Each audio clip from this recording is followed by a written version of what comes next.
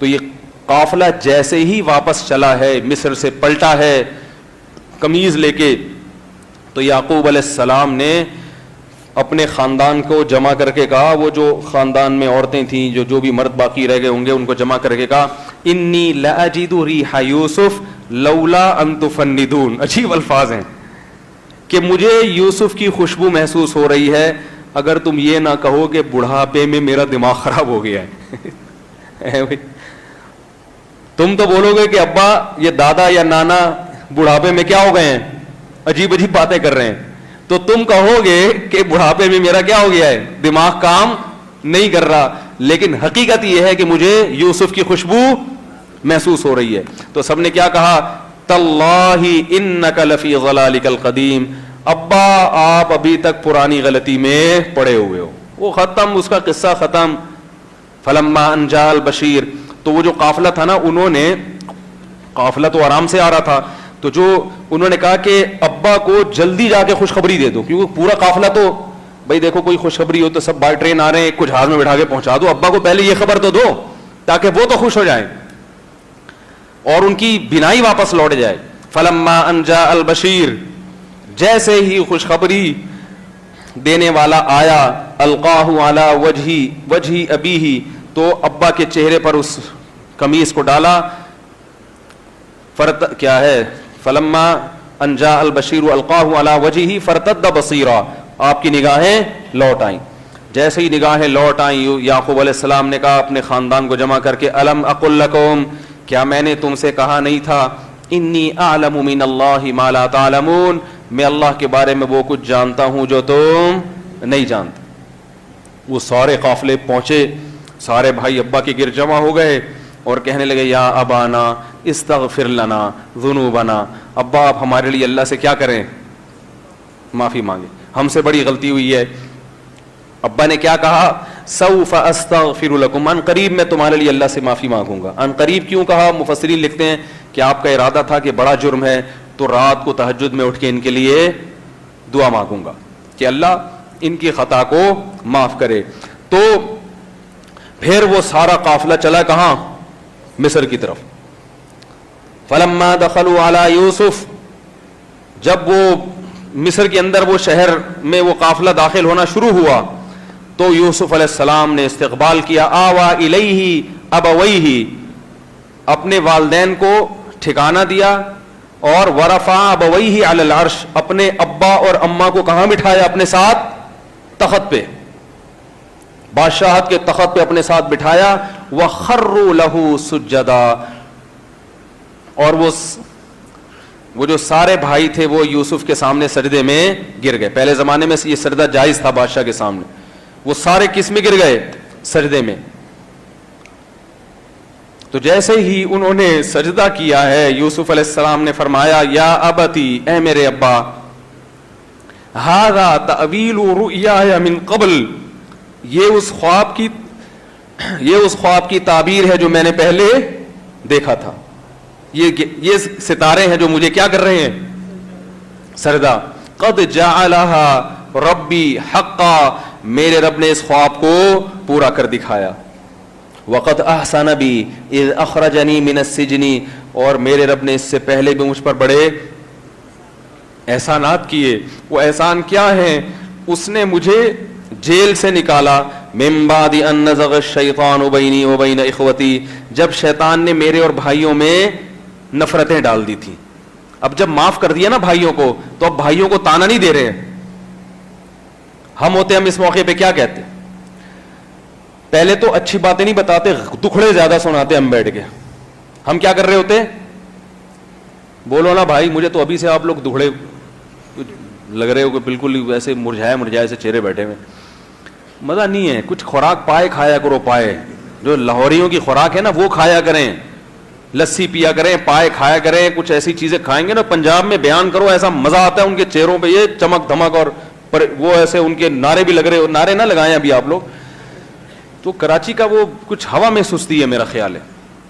تو خیر, اب دیکھو ہم ہوتے تو ہم کیا کہہ رہے ہوتے, ابا آپ ابھی یہ تو دیکھ رہے ہو کہ میں بادشاہت کی عرش تخت پہ بیٹھا ہوا ہوں, لیکن میرے ساتھ جو ہوا ہے نا وہ میں ہی جانتا ہوں. ہم کیا کرتے, دکھڑے سے راتے بیٹھ. ابا ان کمبختوں نے مجھے کنویں میں پھینک کے آ گئے تھے یہ یہی ہوتا ہے نا, یہ جو اب مسٹنڈے بنے ہوئے ہیں نا, ابھی تو سردے کر رہے ہیں, اب اصل میں میرے پاس دولت آ گئی نا, پیسہ آ گیا تو سردا تو کریں گے اب, یہ ہے اب تو سردا کرنا ہی ہے. جب میں غریب تھا اس وقت انہوں نے میرے ساتھ کیا کیا تھا, تو خیر اب میں نے معاف کر دیا, میں کچھ کہہ نہیں رہا, لیکن تمہیں تمہاری اوقات بتا رہا ہوں کہ تم ہو کیا. یہی ہوتا ہے نا ہمارے ساتھ, میں چاہ رہا ہوں کہ تمہاری اوقات تمہیں ایک دفعہ پتہ چل جائے. جب معاف کر دیا تو یہ نہیں کہہ رہے میرے بھائیوں نے میرے ساتھ ظلم کیا, کہہ رہے نا نا نا نا نا, شیطان نے ان سے یہ کام کروا, شیطان نے میرے اور بھائیوں کے درمیان نفرتیں ڈال دی تھیں, جس کی وجہ سے ایسا ہو گیا, جس کی وجہ سے ایسا ہو گیا. تو اور کیا کہہ رہے ہیں, وقد احسن بی اذ اخرجنی من السجن, اس وقت بھی احسان کیا جب اس نے مجھے جیل سے نکالا.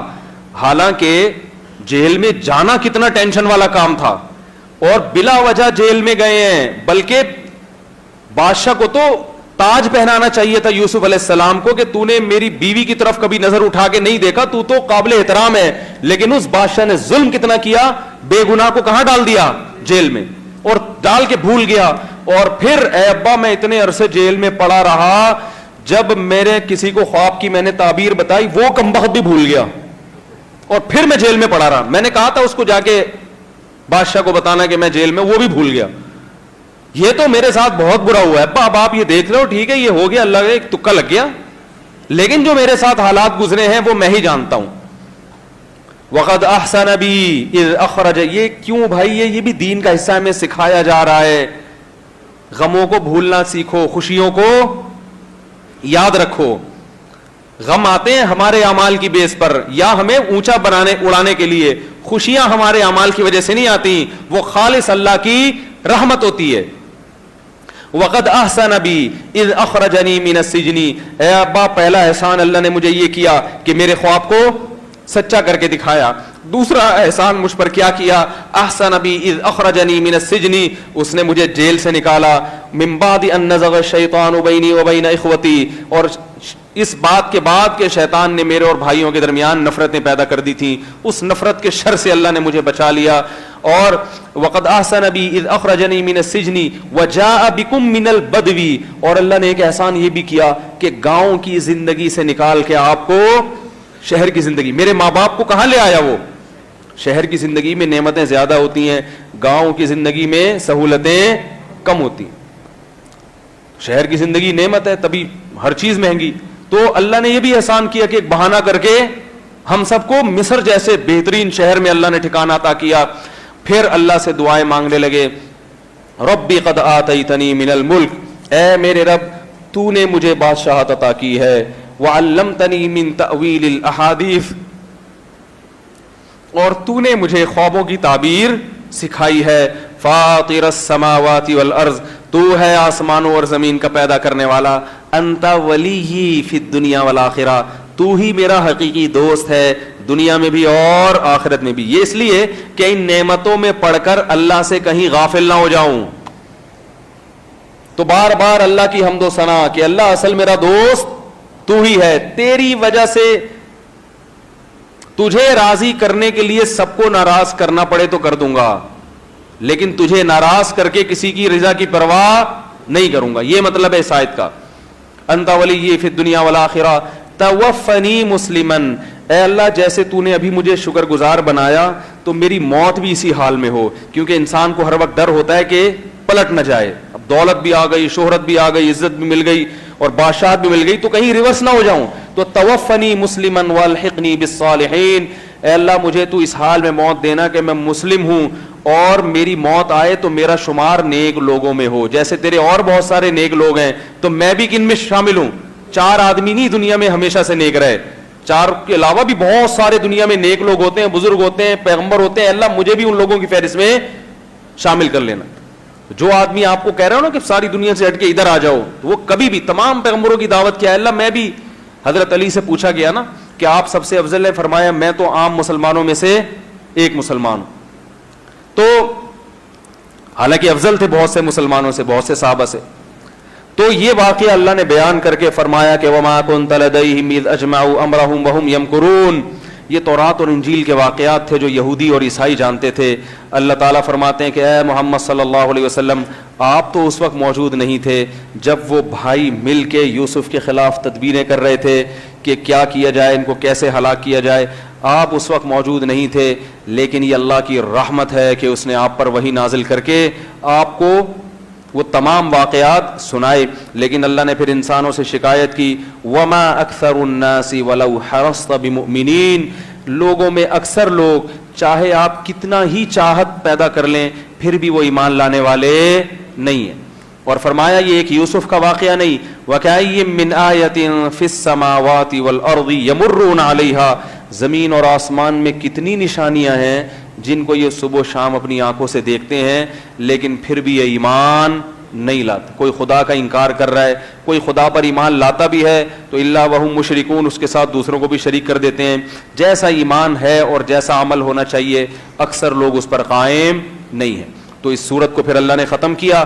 نبی سے کہا کہ آپ کہہ دیں قل ہذہ سبیلی, اے نبی ان کو کہہ دیں یہی میرا راستہ ہے, ادعو الی اللہ, کہ میں لوگوں کو کس طرف بلاؤں گا, اللہ کی طرف, علی بصیرۃ, بصیرت کے ساتھ, انا, میں بھی, ومن اتبعنی, اور جو میری اتباع کرنے والے لوگ ہیں وہ بھی یہی کام کریں گے.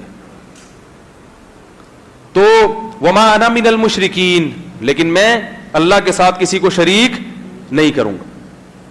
تو اللہ نے فرمایا پھر آخر میں لقد کان فی قصصہم عبرۃ لأولی الالباب, ان واقعات میں عبرت ہے کن لوگوں کے لیے, جو عقل والے ہیں. ما کان حدیثا یفترا, یہ واقعہ کوئی ایسی چیز نہیں ہے جس کو محمد صلی اللہ علیہ وسلم نے گھڑ لیا ہو, ولکن تصدیق الذی بین یدیہ, لیکن یہ واقعہ تصدیق کر رہا ہے ان کتابوں کی جو اس سے پہلے گزر چکی ہیں, کیونکہ تورات میں بھی ہے اور یہ انجیل میں بھی. گڑا ہوا ہوتا تو کوئی نیا واقعہ لے آتے, یہ پچھلی آسمانی کتابوں میں بھی ہے. تو یہ قرآن تصدیق کر رہا ہے کہ تورات بھی اللہ کی کتاب تھی اور انجیل بھی اللہ کی کتاب. اللہ تعالیٰ سے دعا ہے کہ اس میں جو اسباق ملتے ہیں اللہ ہمیں سمجھنے کی اور اس پر عمل کی توفیق